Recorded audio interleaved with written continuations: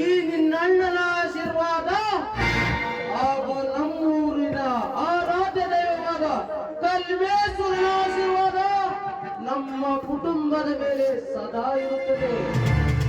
ಶೇಖರ್, ದಿಢೀರಂತ ಊರಿಗೆ ಬಂದು ಬಿಟ್ಟೆ ಅಣ್ಣ.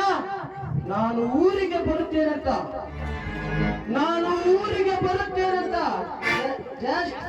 ಒಂದ್ ಫೋನ್ ಕಾಲ್ ಮಾಡಿದ್ದರೆ ಸಾಕಿತ್ತು. ನೀನಿರುವ ಜಾಗಕ್ಕೆ ಇನ್ನೊಬ್ಬ ಕೃಷ್ಣನೇ ಕಳಿಸಿದ್ದೆ. ಹೋಗಲಿ ಬಿಡಲ್ಲ, ಬೆಂಗಳೂರಿನ ಬೈಕ್ ನಲ್ಲಿ ಸವಾರಿ ಮಾಡಿಕೊಂಡು ಹೀಗೆ ತಾನೇ ಬಂದು ಬಿಟ್ಟೆ. ಹಾ ಶೇಖರ್, ನೀನು ಬೆಂಗಳೂರಿಗೆ ಒಬ್ಬ ಅಧಿಕಾರಿ ಆಗಲು ಅಂತ ನಾನು PSI ಪರೀಕ್ಷೆ ಬರೆಯಲು ಕಳಿಸಿದ ವಿಷಯವೇನಾಯಿತು? ಅಣ್ಣ, ನನ್ನ ತಂದೆ ತಾಯಿ ತೀರಿ ಹೋದ ನಂತರ ಅವರ ಪ್ರಾಣದಲ್ಲಿ ನಿಂತು ಸಾಕಷ್ಟು ಪ್ರೀತಿಯಿಂದ ಬೆಳೆಸಿದ್ದೆ. ನೀನು ಹೋದ ಕೆಲಸ ಹೇಳಿ ಅಂತ ಮುಗಿಸದೆ ಕಾವ್ಯದಲ್ಲಿ ಬಯಸಿದ್ದನ್ನು ಯೋಚನೆ ಮಾಡದೆ ತಂದು ಕೊಡುತ್ತಿದ್ದ. ನಿನ್ನ ಪ್ರಾಣವನ್ನು ಮರೆತು ಬಾಳವರಲ್ಲ ಈ Shekhar Gowda. Good, very good Shekhar, very good. ಶ್ರೀಮಂತರ ಮನೆತನದಲ್ಲಿ ಹುಟ್ಟಿದ ಸಿಂಹದ ಮರಿಗಳು ಹೇಗಿದ್ದಾರೆ ನೋಡಿ.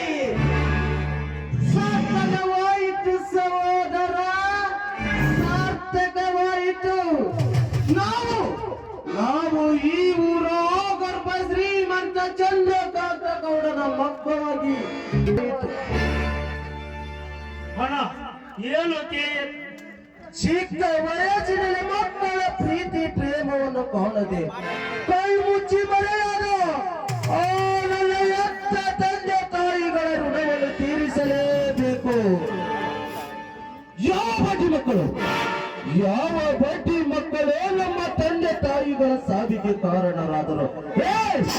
ಅನ್ನ ಹಾಕಿ ಸಲಿದ ದರೆಯ ಪ್ರಾಣ ತೆಗೆದುಕೊಂಡು ಬಡ ಬಿಕಾರಿಕರ ಬಸಪ್ಪ. ಅದಕ್ಕೆ ಈ ನಿಮ್ಮಣ್ಣ ಏನು ಮಾಡಿದ ಗೊತ್ತಾ? ಅವನನ್ನು ಕೊಲೆ ಮಾಡಿ ಅವನು ವಾಸಿಸುವ ಮನೆಯಲ್ಲಿ ಸುಟ್ಟು ಭಸ್ಮ ಮಾಡಿಬಿಟ್ಟೆ.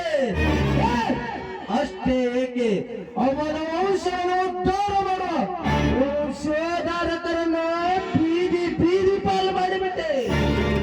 ಅಲ್ಲ, ಏನು ತಿಳಿಯದೆ ಇನ್ನೊಬ್ಬರ ಸಂಸಾರವನ್ನು ಹಾಳು ಮಾಡುವುದು ಬಹಳ ತಪ್ಪು. ಅಪ್ಪ ಅಮ್ಮ ತೋಟದ ಮನೆಯಲ್ಲಿ ವಿಷ ತೆಗೆದುಕೊಂಡು ಪ್ರಾಣ ಬಿಟ್ಟರೆಂದು ಇಡೀ ಊರೇ ಹೇಳ್ತಿರುವಾಗ ಅವರನ್ನು ಕೊಲೆ ಮಾಡಿದ್ದಾರೆಂದು ನಂಬುವುದು ಹೇಗೆ ಸಾಧ್ಯವಣ್ಣ? ಸುಳ್ಳು ಶೇಖರ್, ಸುಳ್ಳು.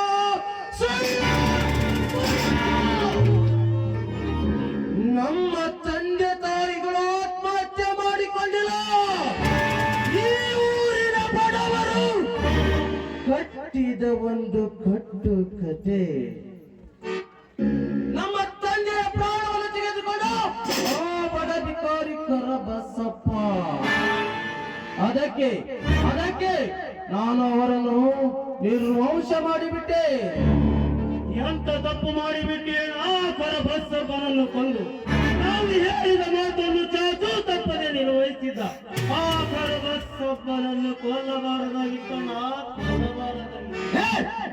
ಅಂದರೆ ನಿನ್ನ ಮಾತಿನ ಅರ್ಥ, ಯಾರು ಎತ್ತವರ ಸಾವಿಗೆ ಕಾರಣರಾದರೋ ಅವರನ್ನು ಜೀವಂತವಾಗಿ ಬಿಡಬೇಕಿತ್ತೇನು?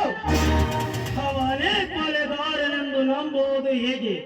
ಅದಕ್ಕೇನಾದರೂ ತಕ್ಕ ಸಾಕ್ಷಿ ನಮ್ಮ ಹತ್ತಿರ ಇವೆ? ಶೇಖರ್, ಶೇಖರ್, ನೀನಿನ್ನು ಚಿಕ್ಕವನು. ಈ ಊರ ಬಡ